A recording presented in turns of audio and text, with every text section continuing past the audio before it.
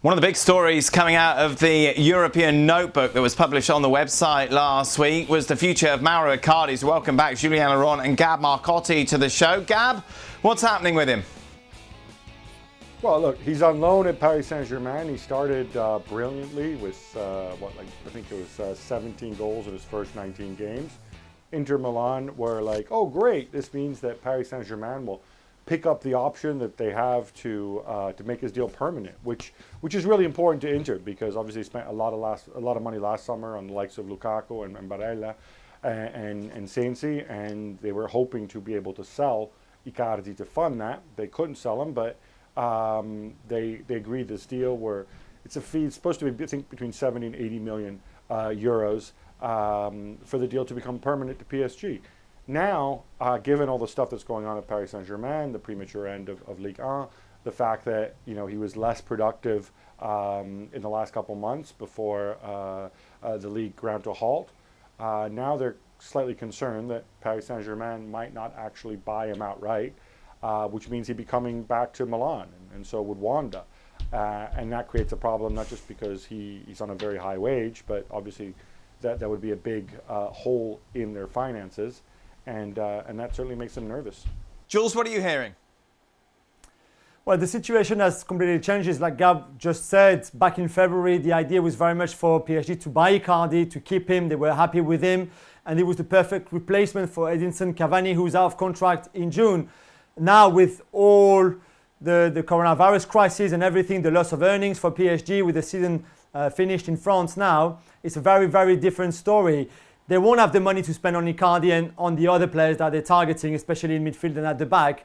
And it would be much cheaper to actually give an extension to Edinson Cavani, 1 year, even 2 years, and keep him like that, than go and spend all that money for Icardi to Inter Milan, and on top of it, spending money on his wages as well. So that's where Leonardo is at the moment. There's clearly things that have changed in the Icardi situation in Paris, and now I think that right now Edinson Cavani looks more likely to stay and Icardi to go back to Milan than the other way around. That was 2 months ago.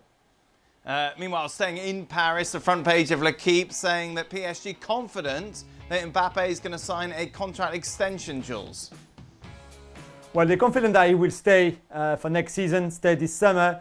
So that's a good start for them because obviously they've been quite worried with Real Madrid trying to make a move for Kylian Mbappe this summer. So I think that's out of the question now, and everybody knows it, and PSG are very much reassured.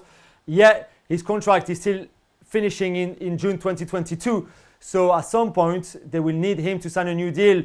Otherwise they will risk to losing him in the summer 2021 for quite a low amount considering his current value. So they're confident to a certain extent because he's happy in Paris. The team clearly has improved in the Champions League because they qualify for the quarterfinals now, which is much better than the last 3 seasons. So there's a bit of a progression there, and they're hoping that it's enough to tie him to a new deal. Finally, Jules, Mundo Deportivo reporting in Spain that Neymar is willing to take a 50% wage cut to go back to Barcelona. Yeah, well, good luck with that. I mean, yeah, maybe he's earning 32 million euros per year right now in Paris, which is a lot of money and certainly a wage that Barcelona cannot afford now. If he cuts that in two, let's say 16 million euros, maybe a little bit more, this is still a lot of money for a club that has a huge wage bill and will also on top of that have to pay the transfer fee to PSG to get Neymar, which will be above 150 million euros without a problem. So I still don't think Barcelona can afford him, and I think people at the club have already stated that. Gab, any hope, do you think, of Barca getting Neymar back? I mean, unless they come up with some sort of a package where they send players the other way, I don't see how they can, and I don't believe he's going to take a 50% wage cut.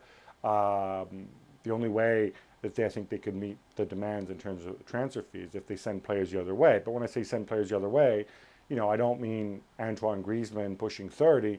I mean, guys that Paris Saint-Germain actually wants and needs. So, no, I don't see this happening. I think right now they're just different factions within Barcelona are throwing different things out. One day it's Neymar, one day it's Lautaro Martinez, and they're just kind of seeing what sticks, if anything. Gentlemen, as always, thank you very much for all the latest news, by the way, on the transfers that are doing the rounds. Go over to the website and click on Transfer Talk. Well, thank you very much for watching ESPN on YouTube. For more sports highlights and analysis, be sure to download the ESPN app. And for live streaming, premium content, and let's not forget as well, ESPN FC 7 days a week. Subscribe to ESPN Plus.